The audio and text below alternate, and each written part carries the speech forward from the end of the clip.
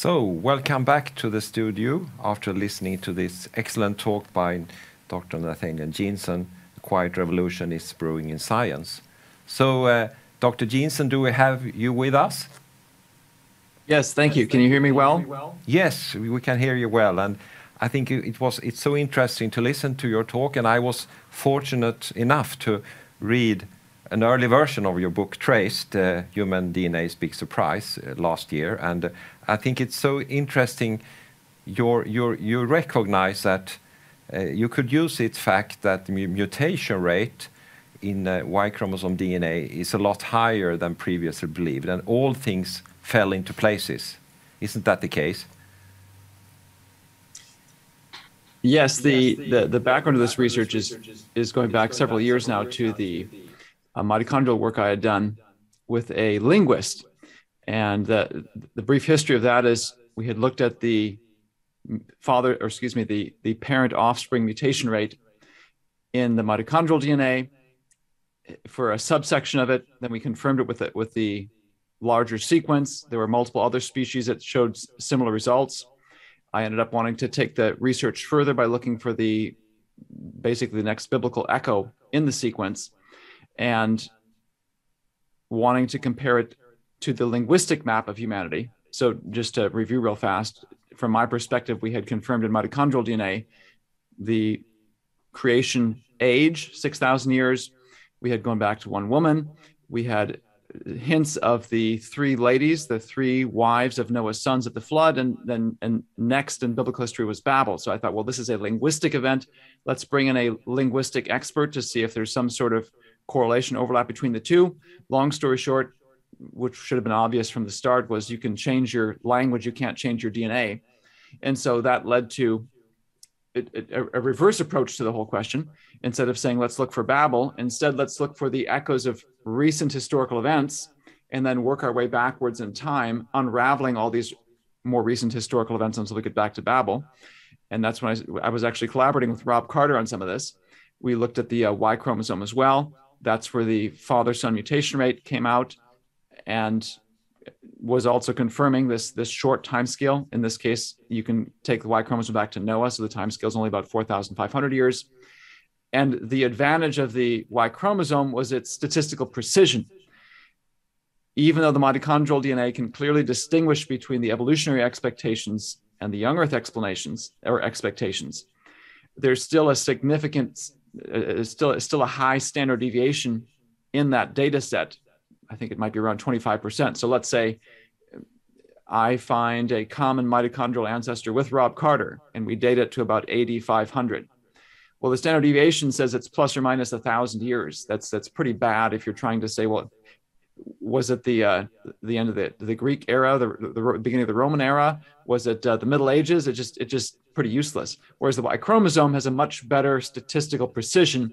You can get a resolution, let's say, of a few hundred years. So if Rob Carter and I find we have a common Y chromosome ancestor in 1500, it might be plus or minus 100 years or 150 years on either side. And so now you can begin to look for and read off of the family tree all these various historical events. So that's the short way we pulled these two data sets together and how these results came to be with a historical background in this mitochondrial research. Yeah, that's so interesting. So it's like you have double strong evidence for the creationist viewpoint. You started with looking at the female tree, mitochondrial DNA, going back 6,000 years ago, because there were 4 women during the flood in the ark, and they were probably not related, whereas the male tree branches go back 4,500 years. So I think that's very impressive with this. We actually discussed this after Robert Carter's talk, that we had you have like a double proof of the creationist framework. So and that leads to the second question now. I think you started very interestingly to bring up questions of philosophy of science. What is science? And you say that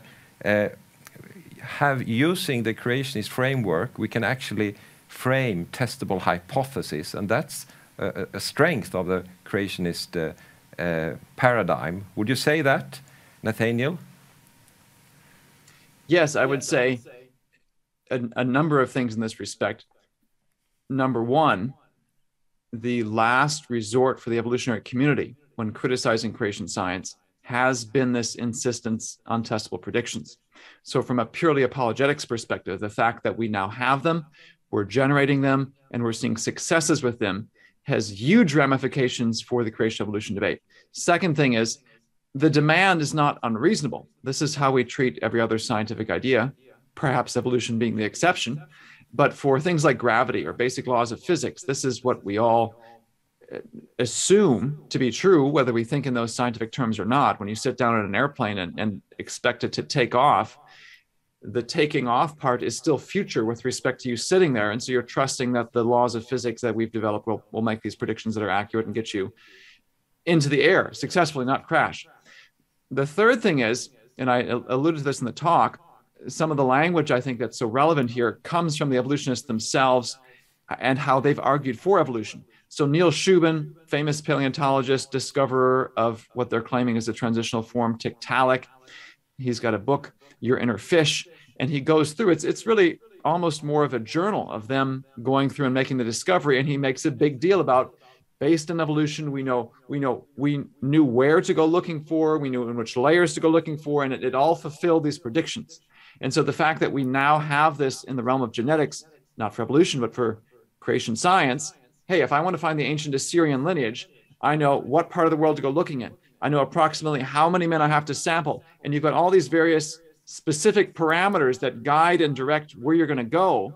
This is the creationist version of what Neil Shubin is saying, and it really leaves them without any counterattack. And perhaps the last point to make is this really turns the tables. It now puts creationists in the lead. Things are working. And I expect that evolutionists are going to start attacking the creation science position with some of the same techniques we've used against them. And then in turn, I'm going to respond to them in the same way they've responded to us over the years. So this is a really dramatic change of affairs in how the creation evolution debate has gone in the last 40 years. Yeah, thanks a lot. So we can look forward to a very interesting discussion after now that your book has come out. And my third question actually relates to your book. As you mentioned during your talk, your book contains a number of interesting new discoveries, or in some cases rediscoveries of human history. So could you mention one or two that were either surprised you the most or the ones that you think are most important of these new findings? One of the first that surprised me was this question that had nagged at me for years, the question of what happens to the people of ancient civilizations. And one of the answers that emerges is they become the peoples of the next civilizations. And I've never thought in those terms before. What happened to the Egyptians? Well, they became part of the Greek or the Roman or the whatever civilization came next. I don't think in those terms. I think in these discrete rise, fall, gone, rise, fall, gone. No, there's all this messy intermingling among the genealogies of the world, and that's been a pretty big shock. A second one was simply to find this very tight match, generation by generation match between Genesis 10 and the base of the Y chromosome tree, where you can read off Shem and his son Arphaxad, and down the lineage you go. That's pretty wild to me. It shouldn't be surprising because the Bible is true, but just to see it in living color was pretty spectacular. And the last point, you had asked for two, but I wanted to add a third because this is another game changer for me, is to see, I've got about 6 examples now of this, to see where indigenous histories seem to match the Y chromosome. For example, the oral history of the Bantu-speaking peoples in Africa, saying, well, we go back this far, and lo and behold, it seems to match the Y chromosome. The Pashtun people of Afghanistan claim an ancient connection to the Israelites through King Saul. And they have, so we have the lineage of the ancient Israelites in this tree. And there's some of that still remains among these Pashtun people. There's the Karen people of Burma, the Choctaw, and the Delaware, the Native American tribes here. It's this sort of thing over and over again that I don't think I expected to see. But on the flip side, it's also one of the most satisfying things to see this biblically grounded research that leads to this tree that matches biblical history, and that in a sense also gives back to some of these people their history that the mainstream community would neglect or dismiss as mythical or simply ignore. So there's all sorts of things that have exploded out of this research that I never saw coming, but have been very exciting and satisfying to pursue. Yeah, I think this is really mind-blowing, all the kinds of new information that comes out of this Y chromosome research, all these historical findings. So Göran or Samuel, do you have any more questions you would like to ask to Nathaniel? Yeah, maybe a small question. First, just thank you for a very interesting talk. As you mentioned also that it's so interesting to see also the power of the scripture to be able to provide testable hypotheses. And I think that also speaks to, like, not against the intelligent design, but maybe telling that intelligent design might not be enough to argue, or I mean, you can go much further than that by using the Bible for testable hypothesis, and that's very exciting. I have a small question regarding the kind of a more methodological question, and I think you were touching on that, like how you need to select the humans, the population you use for the comparative study in order to see as much as possible of the history. Is there anything you can tell about that? Like what you need to take into account to have a good result there? Yes, that's a good question. My basic starting point has been driven by a number of factors. One is simply availability. Is there any data that's out there that has yet to be analyzed through the lens of scriptural assumptions? And that's really where I've started, is taking existing data sets. Now that I think we've been able to make tremendous sense of them and see all these ways it lines up with scripture, the ways these genetic data line up with recorded extra biblical history, now we can move forward and say, well, let's go find some new populations, or let's say, what questions have yet to be answered? What aspects of history do we not yet have confirmed? Or what aspects of history are still a mystery? Because now we have a new tool, for example, in the pre-Columbian Americas, where it's just been archaeology or questions about whether or not we should do something with the oral histories of some of these peoples. There's not been a tremendous amount of good tools there. Now we've got this fantastic generation by generation tool by which we can go and re-interrogate, re-ask these questions and make new discoveries. So the short answer is we've started by using existing data sets. Now that I think we've made a lot of sense of it, now it's simply the questions that drive where we go next. Are there questions about the history of Europe that remain unanswered? Are there questions about sub-Saharan Africa, about prehistory, so-called prehistory in these various places? That's what's going to drive it going forward. That's what's driving it right now. I'm in discussions, for example, with a guy from even with unbelievers, a guy from the Hmong people. The Chinese communists are trying to destroy their history, so he's trying to recover it and is interested in new tools to recover it. I'm in discussions with a Muslim guy from Chad who's trying to figure out his own history. And of course, in the Muslim world, the genealogical connection to Ishmael and to Abraham is a big deal. And so we're walking through these sorts of things. So that's really what's driving what's going forward now. Some of its availability. Obviously, if we want to go looking for Assyria and modern Iran, me as an American probably has a lower chance of seeing that accomplished. But the first question in my mind, or the first step in my mind, is saying what questions remain to be answered, which are the top priorities, and then it's practical concerns that narrow down where do we go next. Oh, that's super exciting. Yeah. The Bible drives science. Yeah, and that's also a very interesting example of good science giving rise to new questions to ask.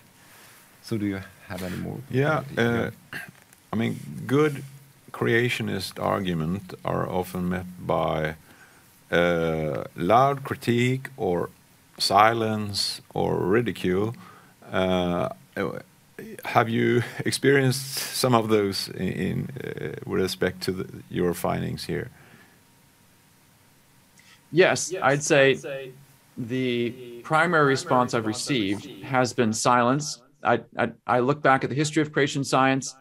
It's, at least in the United States, and thinking back to Henry Morris and Duane Gish and all the debates they did in the 1970s, my impression has been, being born in 1980, that after several rounds of this, the evolutionists, in a sense, wised up and said, you know what, there isn't a net benefit for us to engage the creation science community.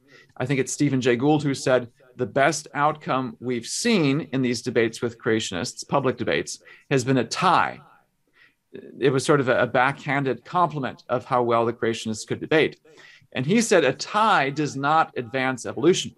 And so the one debate I've done with a mainstream evolutionist, I've also done one with a theistic evolutionist, Dennis Venema from Biologos, but the one I'm thinking of here was with Herman Mays he's at Marshall University in the state of West Virginia.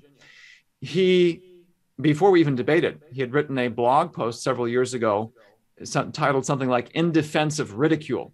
And his opinion was, look, the debate is over. There's nothing left to argue about. So the only thing evolutionists should do at this point is simply make fun of the creationists. That's the level of debate we've reached. Of course, it's completely unscientific. There's nothing in science that should be sacred and holy and untouchable. The definition of science is questioning things. So as soon as you shut down debates, you know you're going down a very dangerous anti-scientific path. But my hope is, especially with this new topic, I'm thinking of the topic of the book Trace and really this topic of human history, that the intrigue of the question, the human interest factor, the fact that this is personal. When you're talking just to your average layperson, this is their history, who they came from, who their ancestors were. All of this will have enough interest that'll force the evolutionists to have to say something, that they can't just keep on ignoring it as something academic and something hopefully will just go away. And the fact that it's now working, again, some of these contacts I mentioned with the Hmong people from southern China, Southeast Asia, this guy in Chad, these were just out of the blue. Hey, I'm interested, and can you help me? I've gone and tried to solicit interest from other parts. That hasn't gone very far. These are people who've just come out and said, maybe they watched one of the videos we've done and said, it sounds like you've got tools that can help me. So could you please entertain what I'm considering and help me advance my study of my own history? So my hope is that this topic in particular and the success that we've had. So one other point I want to make too is it's not like we're talking about some obscure history of butterflies. You can talk about the Roman Empire. You can talk about things everyone's heard in school. Here's a point of connection, aha, and then you can tell them here are the results that have happened. So my hope is that the interest at the lay level will be sufficient enough. There'll be enough of a discussion of this that the evolutionists are stuck, no longer able to ignore it, and then we'll have to respond. And the few responses I've seen have largely missed the point. My impression is they are totally unprepared for the concept of creationists making and fulfilling testable predictions. They're still stuck in a mindset that's decades old, and I don't think they're ready for this. So I think this is really mind-blowing. So what will happen now in the future in the public debate concerning this? And thanks again, Nathaniel, and you're much welcome back to the moderated discussion soon.